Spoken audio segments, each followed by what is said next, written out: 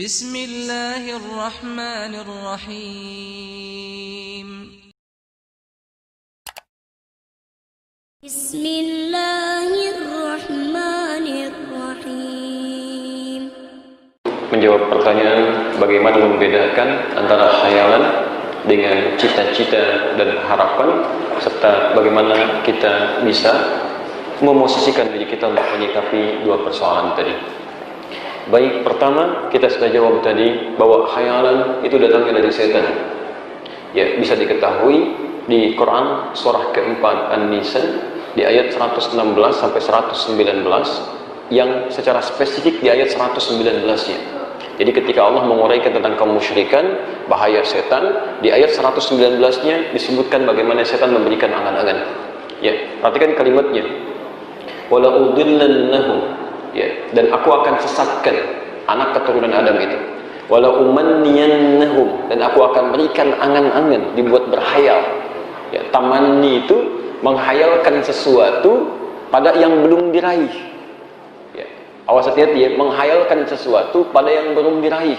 Jadi keadaan manusia ada yang disibukkan oleh setan untuk menghayal, dapat ini, dapat itu, tapi dia sendiri tidak berikhtiar untuk meraihnya. Habis waktunya digunakan untuk hal yang seperti itu. Karena itulah kemudian ketika angan-angan didatangkan oleh setan, turun ayat untuk menepis keadaan itu sekaligus memalingkan pada konsep yang benar. Maka dijawab kemudian konsepnya di Quran surah keempat An-Nisa ayat 32 itu. Wala tatamannau ma faddalallahu ba'dakum 'ala ba'd. Jangan pernah menghayalkan sesuatu. Lihat kalimatnya la, ya, yang bermakna nahi, larangan. Jadi larangan itu harus tegas kita hindari, jauhkan. Jadi cara cepatnya kata Quran, begitu ada khayalan dalam benak kita, lah cepat tinggalkan, palingkan. Ini enggak benar. Ya, ada teman lewat dengan sesuatu yang baru, handphone baru, ada otomatis ada pikiran di benak Anda tiba-tiba, saya pengen juga yang begitu. Kemudian mulai membayangkan sesuatu, langsung hilangkan, tepis. Ini enggak benar. Itu bukan punya saya, itu punya dia. Tapi Quran tidak berhenti sampai menampilkan persoalan, diberikan solusi dari situ. Kalau cuma menampilkan larangan tidak dikasih solusi, orang bingung. Lantas saya melakukan apa? Ya kan? Maka kemudian turun ayatnya. Lanjutkan. Lirijali nasibum mimma iktasabu walin-nisa'i nasibum mimma iktasab. Ya, seorang lelaki akan meraih keutamaan atas apa yang telah dia ikhtiarkan. Demikian perempuan bisa meraih apa yang dia harapkan sesuai dengan ikhtiarnya. Jadi kalau dalam bahasa singkatnya, kalau kamu ingin mendapatkan seperti nikmat yang melekat pada dirinya, ayo berikhtiar seperti dia pun telah berusaha sebelumnya. Jadi kalau ada orang mendapatkan nikmat yang baik, mungkin dia telah bekerja keras, telah berdoa, bekerja keras. Anda ingin mendapat yang serupa, nggak usah menghayal, buang-buang energi, buang-buang waktu, buang-buang tenaga, dan buang-buang kesempatan untuk ibadah. Lebih baik mulai persiapkan rencana, ikhtiar untuk meraihnya, dan bertawakal pada Allah Subhanahu wa Ta'ala. Apa kaitannya dengan cita-cita dan harapan serta perencanaan? Dijawab kemudian di Quran surah ke-59 ayat ke-18. Perhatikan kalimatnya, awas hati-hati ya, karena kalimat perencanaan sesuatu dibuka dengan indah dalam Al-Quran. Perhatikan kalimatnya, ya ayyuhalladzina amanuttaqullaha. Hei orang-orang yang telah menyatakan dirinya beriman kepada Allah, ittaqullaha, tingkatkan takwamu pada Allah. Merencanakan sesuatu perbuatan, aktivitas yang akan kita kerjakan, itu dikategorikan oleh Al-Quran ke dalam bagian sifat takwa. Diawas, hati-hati ya, takwa disebutkan, saya sering katakan, umumnya 115 kali dalam Al-Quran, itu bentuknya beda-beda. Ada yang terkait ibadah ritual, seperti sholat, baca Quran, infak, gitu kan? Di Al-Baqarah, Quran surah kedua, ayat kedua sampai dengan ayat kelimanya.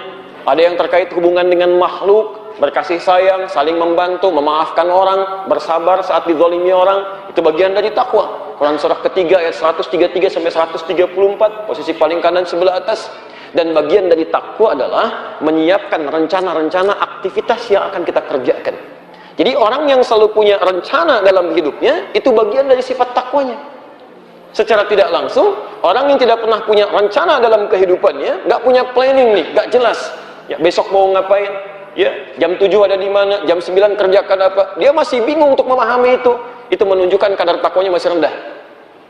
Jadi Quran itu mengarahkan kita pada sesuatu yang efektif, kesuksesan yang terencana sifatnya, dan dengan perencanaan itu setengah dari kesuksesan bisa kita raih.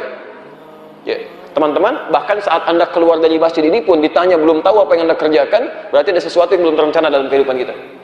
Habis ini mau ngapain? Belum tahu, nanti aja deh. Nanti aja. Bukan nanti saja, ya. Bukan bagaimana nanti bagaimana, lihat, rencanakan. Dan ketika Anda merencanakan, perhatikan, orang beriman dan bertakwa, rencananya beda dengan orang yang belum beriman dan belum bertakwa. Wal tanzur nafsum ma qaddamat lighad. Wal tanzur, kalimat perencanaannya menggunakan kata nazara, ya. Bahkan nun wa ra dimasukkan tak, ya, pada kalimat wal tanzur, asalnya dari kata nazara, intazara, kemudian ada kalimat wal tanzur, lamnya di sini lam amr, perintah. Wal tanzur, ini kalimatnya.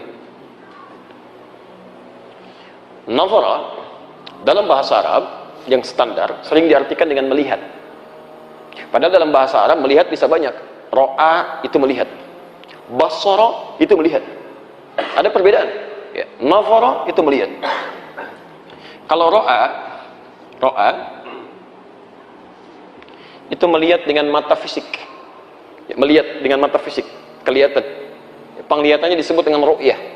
Makanya ada nanti, Masya Allah, saat menjelang Ramadan itu kan ada ru'yatul hilal dari kata ro'a, melihat hilal dengan mata, jadi teropong, dilihat, kelihatan, itu ru'yah namanya, ya. Masya Allah, ini penglihatan dengan mata. Kalau nazara itu bukan sekedar melihat, tapi penglihatan dengan mata dan akal, ada analisis di situ, ada persiapan, ada perencanaan, ada pengamatan, istilahnya demikian. Pengamatan. Itu nazara. Perhatikan ketika kita diminta melihat unta, afala yanzuruna ilal ibili kaifa khuliqat, menggunakan kata nazara. Artinya kalau Anda melihat unta, coba jangan sekedar dilihat untanya. Kalau cuma lihat, yang lain juga lihat. Tapi perhatikan bagaimana keistimewaan unta dibedakan dengan hewan-hewan yang lainnya. Di situ kemudian Anda analisis sampai Anda menemukan kalimat Masya Allah, betapa besar keutamaan Allah menciptakan hewan ini beda dengan yang lain. Anda dapatkan hikmah kehidupannya. Tapi kalau kalimatnya ditambahkan kemudian dengan ta, dimasukkan fi'il amr, lamnya lam amr, maksudnya, ya, kata kerjanya menggunakan bentuk perintah, ini bukan sekedar melihat, mengamati, tapi ada unsur perencanaan di sini. Seakan-akan Quran mengatakan, Anda kalau ingin meraih sesuatu, amati dulu. Analisis dulu, bagaimana kemampuan Anda, bagaimana peluangnya, bagaimana kemudian Anda bisa mendapatkan itu. Setelah semuanya terpetakan, baru bikin rencana, bikin target, ya. Dan targetnya Masya Allah, ya. Kalau orang kan bikin rencana jangka panjang, jangka menengah, jangka pendek. Sekarang ada tambahan, jangka panjang, jangka menengah, jangka pendek, jangka saku. Itu yang tidak bagus, ya. Jangka saku tuh masukin ke dalam sakunya, ya. Itu yang tidak bagus, ya. Nah, Quran tidak. Semuanya positif. Anda bikin rencana, wal tanzur nafsum, hendaknya setiap jiwa, setiap diri membuat rencana-rencana ma qaddamat lighad, yang dia bisa bawa hasilnya bahkan sampai kiamat, lighad. Jadi Anda harus punya visi, bukan cuma sekarang. Kalau cuma Anda sekarang belajar untuk mendapatkan dunia, jangankan Anda, orang nggak beriman pun begitu. Anak Anda ingin hebat bahasa Inggrisnya, jangankan Anda yang beriman, yang tidak beriman pun pengen lebih unggul. Kalau Anda cuma bisa merencanakan juara matematika, yang lain sudah dapat, maaf, olimpiadanya dapat, Nobelnya dapat. Kalau Anda cuma ingin jadi juara fisika, yang lain sudah duluan, yang nggak beriman pun bisa dapat itu. Kita tidak. Rencana kita bagaimana semua pekerjaan itu bisa bernilai saat di akhirat. Itu. Ada yang dibawa.